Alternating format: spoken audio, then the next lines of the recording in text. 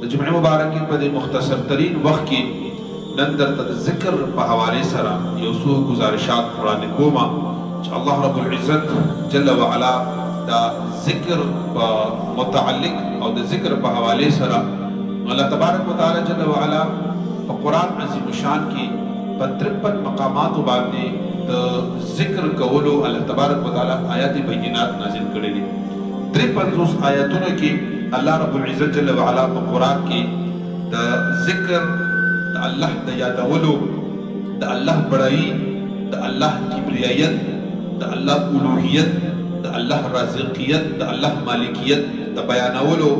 الله رب العزت جل وعلا قرآن کې 53 مقامات باندې ذکر کړی دی. مشکات شریف کې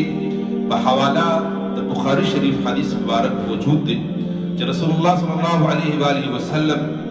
هغه مبارک فرمایي د حضرت ابو موسی اشعری رضی الله تعالی عنه روایت ده چې رسول الله صلی الله علیه وسلم فرمایي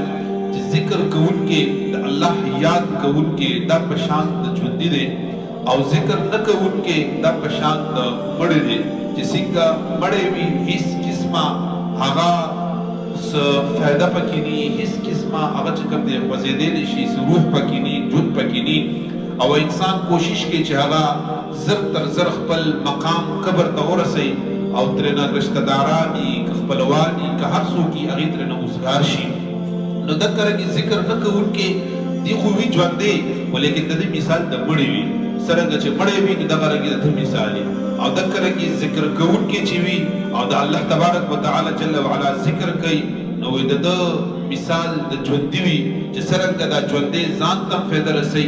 نور مخلوق ته فایده رسي امت رسول الله صلی الله علیه وسلم ته فایده رسي نو دغه رنګي چې کوم دا ذکر کوونکې د الله دا هم دغه فایده عام وي